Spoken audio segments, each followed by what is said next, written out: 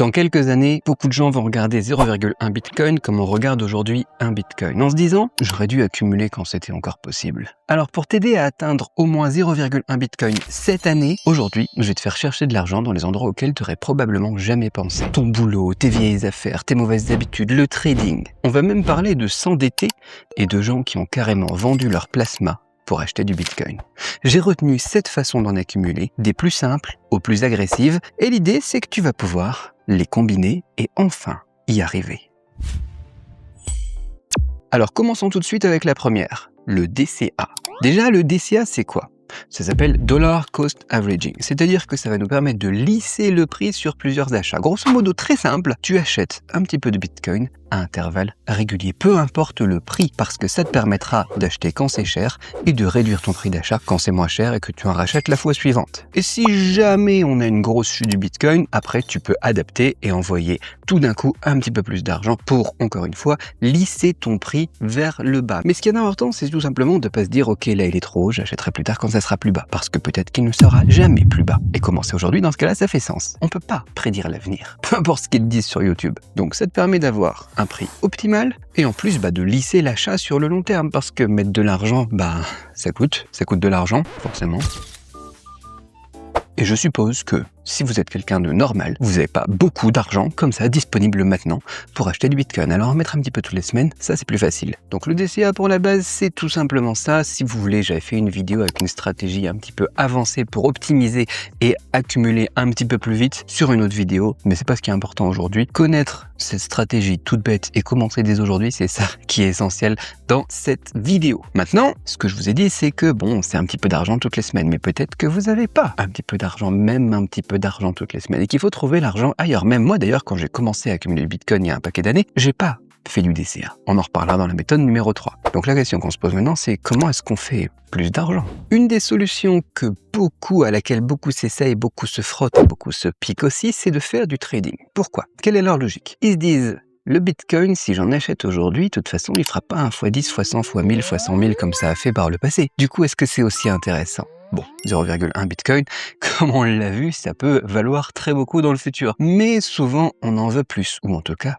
on veut que ça aille plus vite. Alors, on en a beaucoup qui pensent que la solution, c'est de faire du trading et, par exemple, trader des meme coins, des altcoins qui vont avoir des plus gros multiplicateurs qui peuvent faire encore des x10, des x100. Et une fois que eux, ils ont fait leur x10, x100, ils le mettent dans un autre altcoin plus populaire, par exemple l'Ethereum ou le Solana, qui eux pourront facilement, par exemple, faire un x2, x4, x5. Si ce n'est plus. Et ensuite, donc avec le premier multiplicateur des altcoins un peu volatiles vers les altcoins plus stables, et ensuite des altcoins plus stables vers le Bitcoin, on pourra accumuler plus rapidement, plus facilement et gagner beaucoup plus d'argent. Alors la logique fait sens, et d'ailleurs je pense que la majorité des personnes, c'est ce qu'ils essayent de faire quand ils tradent des meme coins ou des altcoins, etc. La finalité, c'est toujours le Bitcoin. Vous pouvez vous y frotter, mais ayez une stratégie.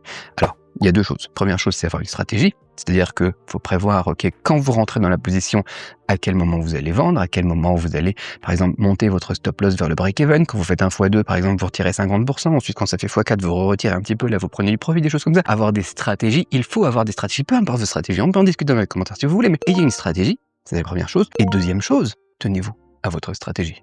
Et ça, c'est là où la plupart des gens se brûlent. C'est parce que ils ont défini une stratégie, ils ont défini leur idée d'acheter des meme coins, des altcoins pour après profiter des multiples. Mais dès que, par exemple, il y a une petite chute, ils paniquent et ils vendent alors qu'ils n'avaient pas atteint leur stop loss. Et ou bien alors quand ça monte et ça monte et ça monte, plutôt que de prendre leur profit, ils se disent ça va monter encore, ils prennent pas leur profit jusqu'à ce que ça se crache et qu'ensuite, ils se retrouvent dans le négatif. Les émotions humaines, ça sera ça le piège. Le trading, c'est vraiment un métier, c'est vraiment quelque chose qui s'apprend. Et le contrôle de ses émotions, par contre, ça c'est quelque chose qui s'apprend. Mais la plupart du temps, ça s'apprend après avoir vécu des grosses erreurs, après avoir fait des grosses erreurs, perdu beaucoup d'argent, ce que je ne vous souhaite pas. Alors comment est-ce qu'on pourrait faire pour gagner plus d'argent, mais sans éviter ce risque du trading?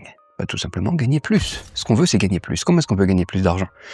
Ça, on sort un petit peu de ce marché crypto. On peut avoir plein de manières de générer un revenu supplémentaire sans être même dans le milieu de la crypto. Moi, je vous disais, c'est ce que j'ai fait. J'ai accumulé ma crypto comment?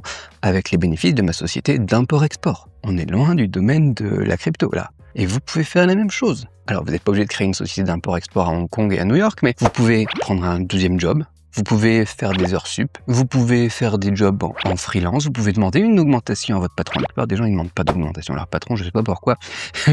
La plupart du temps, quand je dis à mes amis, demande une augmentation, ils finissent par l'obtenir. Je pense qu'on doit être dans les 80% de taux de succès, quoi. Demandez une augmentation. Tout ce que vous gagnez en plus, vous vous dites, ok, je change pas bien évidemment, je change pas la voiture, je change pas mon mode de vie, etc. Mais je mets le plus dans le Bitcoin. Vendez des services, vendez des produits, faites des prestations, faites de l'achat-revente, si possible d'ailleurs encaissez en Bitcoin, dédicace à Prof Scofield dans le groupe Telegram qui nous dit ça, voilà, si tu fais des prestations, autant, si possible, tout de suite les encaisser en Bitcoin, pourquoi pas, ça t'évite, au plus ça te met de la friction en fait pour après changer le Bitcoin en fiat, parce que souvent quand on a de la fiat qui rentre, des euros qui rentrent sur le compte bancaire, il reste pas longtemps. En tout cas, moi c'est le cas, je suis quand même assez dépensier on va dire, on en reparle juste après, mais si je reçois par contre des Bitcoins, généralement, ils sortiront jamais de mon wallet, plus jamais, c'est fini. Donc gagner plus d'argent, souvent ça peut faire peur parce qu'on vous dit ok, Bitcoin il est à combien, je veux 0,1 Bitcoin, il faut 6 000 euros, ça va pas être facile à trouver. Mais si on voit ça comme quelques heures de boulot en plus par semaine, on a parlé des tontes des pelouses aussi dans le groupe Telegram, et que c'est chaque semaine 52 semaines par an, au final on n'a plus besoin de beaucoup, on a besoin de quoi 100 euros par semaine, 5200 euros par an, on est quasiment à 0,1 Bitcoin quoi. Même moi quand j'avais 18 ans avec des tontes de pelouse, j'arrivais à accumuler pas mal d'argent, donc je suppose que quand on veut, on peut trouver. Et en plus, comme je vous le disais, on peut accumuler un petit peu, mixer les différentes méthodes qu'on voit dans cette vidéo d'aujourd'hui. Donc tout de suite, ça devient plus accessible, n'est-ce pas? Bon, généralement quand je dis ça à mes amis, il y en a qui veulent pas, parce qu'ils ont ça fait mal à l'ego de se dire je vais faire un petit boulot alimentaire en plus, je vais faire des heures en McDo, ça c'est aussi un thème récurrent dans le monde de la crypto, où je vais tondre des pelouses, il y en a beaucoup, ça leur fait mal, donc ils veulent pas le faire. Donc l'ego, là je peux rien pour vous.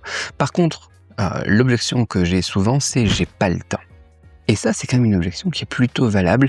Je l'ai vu souvent quand je dis aux gens, apprends le chinois, voyage, fais ceci, fais cela.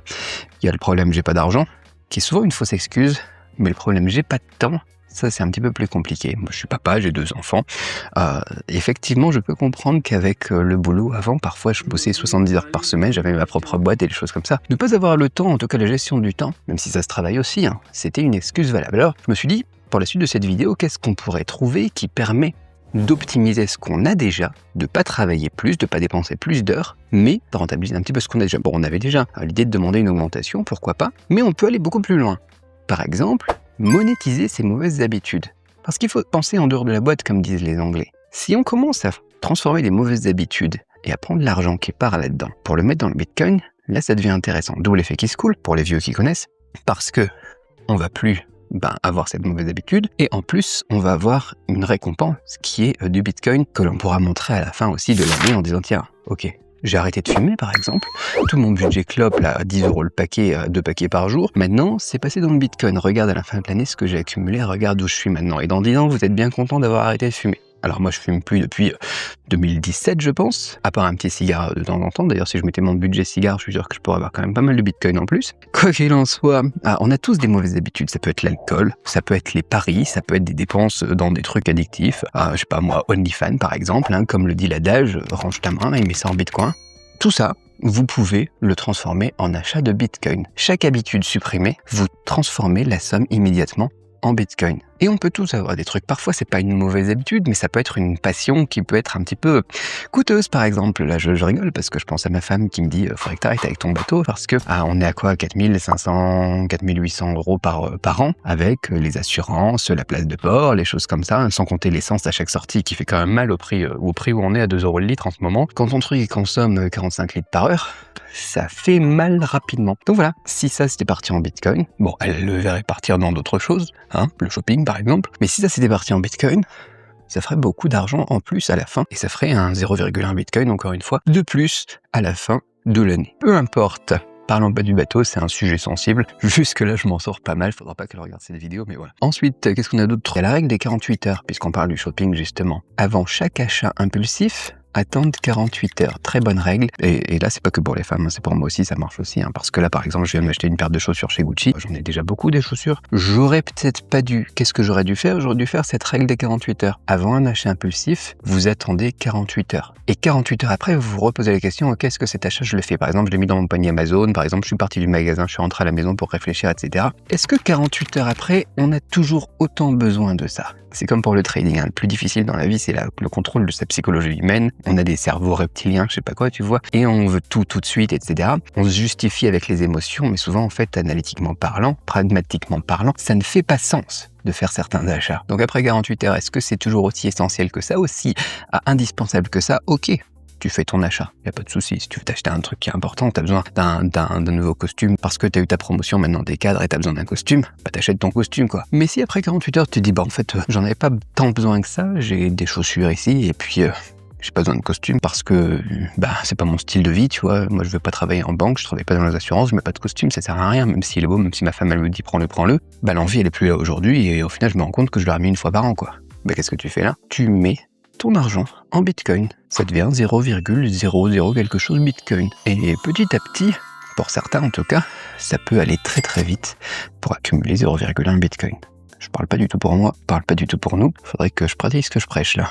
Changeons de sujet. Ce que je te recommande, c'est aussi à chaque fois de le noter, de tenir un tableur, etc. Et à la fin de l'année, tu vois ce que c'est devenu en fait concrètement dans ton wallet et tu te dis ok, cette paire de chaussures maintenant je peux en avoir 12, je peux en avoir 80. Dans quelques années par exemple, je pourrais en avoir 1000. Et je suis bien content en fait de pas avoir acheté cette paire de chaussures. Parce que quand tu vois les choses comme ça, tu vois les choses autrement. Pourquoi est-ce que quand j'étais jeune, j'ai commencé à investir dans la pierre, dans les métaux précieux, dans la crypto, etc. Et pourquoi est-ce que je sortais pas beaucoup? Je voulais pas faire trop de shopping comme je fais aujourd'hui. Parce que je me disais que par exemple, les 50 000 euros que je voulais mettre dans une Porsche Panamera, d'occasion, mais une Porsche Panamera quand même, eh ben, je suis bien content de les avoir mis dans un appartement en Chine, dans des appartements en Thaïlande, des choses comme ça. Parce que bah aujourd'hui, les métaux précieux, l'argent par exemple que t'achètes en mars 2020, les appartements en Thaïlande qui ont pris, alors en Chine, bof, hein, surtout qu'on a fait des travaux qui coûtent un peu cher, bah tu te dis ok, aujourd'hui pour la même somme, j'en ai 4 des voitures. Mais si tu l'as oublié, si tu l'as pas noté, c'est pas aussi gratifiant et tu perds cette habitude aussi que tu mets en place. C'est des habitudes de vie ensuite sur le long terme qui sont intéressantes. Bon, après, c'est un peu triste parce que t'oses plus te faire plaisir, t'oses plus faire du shopping, etc. Bon, de ce côté-là, je m'en sors quand même pas mal, je me suis rattrapé depuis. Mais voilà, faut savoir aussi faire des achats plaisir, des choses comme ça. Hein. Je dis pas le contraire. Mon conseil, c'est tout simplement d'avoir ce 0,1 bitcoin et ensuite, tu continues à accumuler une partie et tu reprends quelques dépenses plaisir quand même parce que sinon la vie est un petit peu triste quoi. Quoi qu'il en soit, on a vu les trucs, j'ai pas d'argent, j'ai pas de temps, etc. Bah, tu peux emprunter de l'argent aussi. Alors, je déteste ça, et je déteste ce que je vais t'expliquer maintenant, mais c'est quelque chose que j'ai des amis qui font. J'ai des amis qui faisaient ça dans l'immobilier. J'ai jamais acheté de l'immobilier en empruntant de l'argent. J'achète cash. Cependant, je me fais insulter par les amis qui sont dans l'immobilier et qui utilisent l'effet de levier. Ils empruntent de l'argent, ils achètent des biens, ils les mettent en location, ils génèrent du cash flow qui leur permet d'acheter encore en réempruntant parce que leur taux d'endettement, eh bien, il a toujours une proportion disponible parce que bien, les biens remboursent les prêts et en plus de ça, ils ont du bénéfice. Donc emprunter, quand tu fais un prêt conso, un prêt à taux zéro, un prêt étudiant, un prêt, voilà, bon bien évidemment pas les prêts, les crédits revolving, les choses comme ça à 20%. J'ai travaillé en banque, donc je sais que ça peut te faire très très mal et que ça peut ne pas être rentable, mais t'as un petit prêt conso, on va dire les prêts en dessous de 9%, en dessous de 7%, quand tu vois comment est-ce que le Bitcoin prend en valeur sur les 15 dernières années, la data qu'on a, bien évidemment après les performances historiques ne peuvent pas être prises comme référence pour ce qui va arriver dans le futur. On ne peut pas prédire le futur. Cependant, je le dis parce qu'il y en a qui le font et il y en a qui s'en sortent très bien avec ça. Emprunter, ça peut faire sens. Tu peux aussi emprunter et mettre sur tout ce qui est protocole de stacking, etc., qui rapporte plus qu'une banque. Plutôt que de mettre tout en Bitcoin et d'attendre qu'ils apprécient, tu peux mettre en stablecoins, stacker ça, et sur les bénéfices, si c'est supérieur à ton prêt, ben, tu rembourses ton prêt et tu as du cash flow. Avec le cash flow, eh bien, tu achètes du Bitcoin, etc. Il y a pas mal de choses qu'il faut calculer, qu'il faut regarder, mais ce sont des manières de penser que je veux te soumettre et auxquelles je veux que tu réfléchisses un petit peu. Peut-être que ça peut faire sens pour toi. Moi, je sais que je n'emprunterai pas d'argent, même si je suis sûr que Bitcoin va faire plus que 7% par an sur les 10 prochaines années, et que j'apprécie le fait que, dans tous les cas, l'euro va se casser la figure parce qu'on a l'inflation 4,5% par an, ou je sais pas combien est-ce qu'on est en Europe, quoi. Et de l'autre côté, en face, bah, t'as du Bitcoin qui, lui, au pire, même s'il prend pas beaucoup, ben un Bitcoin, ça vaudra toujours un Bitcoin, comme quand t'achètes un bien immobilier, comme quand t'achètes un cheval, ou quand t'achètes, je sais pas moi, de l'or, eh bien, le truc qui vaut toujours la même chose, c'est juste que ça va coûter plus cher en argent, mais au final, ça vaut la même chose. C'est ton argent qui perd sa valeur, quoi. Donc, ça fait sens. Et comme je te disais, après, tu peux aussi mixer ça avec le DCA. C'est-à-dire que tu n'es pas obligé de mettre tout d'un coup dans le Bitcoin, tu peux aussi mettre une partie et ensuite lisser sur le futur dès qu'il y a des baisses, par exemple, à chaque fois que ça sera en dessous, renforcer un petit peu ta position pour lisser ton prix vers le bas aussi. C'est des choses que tu peux faire. Pour tout ce qui est mixer les choses et les différentes stratégies, je te laisse regarder, mais voilà, réfléchis un petit peu à tout ça, emprunter et mettre en Bitcoin, ça peut faire sens. 7e méthode, vendre ce qui traîne. Ça aussi, ça fait sens. Encore une fois, je mets mon histoire à profit et mon expérience. Quand je voulais partir vivre en Chine, j'ai pas fait que tondre des pelouses et travailler à la banque en tant que renfort pour l'été, les choses comme ça. J'ai aussi vendu ce que j'avais. J'ai vendu mon ordinateur, j'ai vendu mes objets, je faisais du tir en club, j'ai vendu mon matos, j'ai vendu des bijoux. Tu as peut-être des choses qui traînent dans ta maison. On a souvent trop de choses dans les maisons, de toute façon. Tu peux vendre des trucs, tu le mets, les vêtements sur Vinted, les accessoires sur eBay, les gros trucs sur le Bon Coin, que ça soit des téléphones, des consoles, des fringues, des objets de collection, du matos, etc. On est beaucoup trop matérialiste généralement et ça se trouve, tu as déjà 0,1 Bitcoin, voire 0,3 Bitcoin que tu pourras te faire en fonction de ton âge et de ce que tu as accumulé aussi au fil des années. Fais un petit audit de tout ce que tu possèdes, convertis en SAT et regarde si tu vends au moins, par exemple, un tiers de ce que tu as, si ça se trouve, tu as 0,1 Bitcoin, quoi. On s'en rend pas compte généralement, parce que c'est petit à petit, en fait. Comme ce qu'on évoquait juste avant, addiction au shopping, la cigarette, les choses comme ça, c'est souvent petit à petit, on le sent pas, mais sur des années, on peut avoir beaucoup. Et c'est là où ça me fait rire aussi, parce que j'ai vu sur Reddit des gens qui vendaient leurs affaires, mais j'en ai vu d'autres aussi, qui vendaient leur plasma. Ah, je sais pas si on peut vendre son plasma en France, je sais pas où vous êtes dans le monde d'ailleurs quand vous regardez cette vidéo. Après, il y en a un petit peu partout, je sais qu'il y en a qui sont en Afrique, il y en a qui sont au Canada, il y en a qui sont en Suisse, il y en a qui sont en Belgique, etc., etc. Et en fonction de votre pays, peut-être que vous pouvez vendre aussi, il y en a qui peuvent vendre leur sang. Je sais qu'en Chine, je sais plus si on est payé maintenant pour vendre, pour le sang. Mais une période où, en tout cas, je sais qu'il y avait des gens qui vendaient leur sang. Je sais qu'il y en a aussi qui vendent parfois des organes ou des choses comme ça. Bon, je vais pas te dire vends un pour 0,2 Bitcoin, mais voilà, il y a des choses, encore une fois, comme pour tout à l'heure, think outside the box, comme disent les Allemands, et tu peux trouver des solutions. Au final, l'argent n'est pas si difficile à trouver. Souvent, le problème, et ce sera peut-être dans les commentaires, encore une fois, c'est le mental. Les gens ils disent ouais, t'es marrant avec ça, mais moi je peux pas. Mais c'est souvent des excuses, et on se rend compte que c'est jouable. En tout cas, 0,1 Bitcoin, aujourd'hui, en 2026, c'est complètement jouable. Combine les méthodes. Regarde, peut-être qu'en vendant les trucs qui traînent, tu auras 0,05 Bitcoin et qu'après, en mettant en place, par exemple, la technique de l'augmentation, d'ici 6 mois, tu auras 0,1 Bitcoin. Peu importe. L'idée centrale, c'est qu'il n'y a pas besoin de trouver 6 000 € à un seul endroit. T'attaques l'objectif par plusieurs côtés, de plusieurs façons, en réfléchissant à plusieurs combines, et ça sera bien plus efficace que de ne rien faire, ou d'espérer gagner au loto. Dédicace à Martin qui avait dit ça dans le groupe. Ce qui est marrant parce qu'on pourrait très bien gagner 3,125 Bitcoin en jouant au loto. Comment? Avec le loto mining. Si tu as cette addiction que tu veux, cette excitation de la chance, du loto, etc., achète un petit solo miner. Tu le branches chez toi, tu le regardes tous les jours, tu peux le voir tourner. Et puis un jour, si ça se trouve, tu auras ton petit ticket de loto et tu prendras les 3,125 Bitcoin plus les frais, bien évidemment, les frais des gens qui font des transactions sur ce bloc-là. Donc ça sera généralement plus que 3,125 Bitcoin et tu les auras accumulés, tes Bitcoins. Les chances sont minuscules comme pour le loto, mais tu as cette possibilité théorique de trouver un bloc. Et une fois encore, en ayant pensé outside the box, comme le disent les Chinois, tu auras pu accumuler ces bitcoins, tu auras pu apprendre des nouvelles choses, tu auras pu avoir du fun, tu auras pu participer au réseau, à la décentralisation du réseau, et tu pourras revenir et me laisser un commentaire pour me remercier.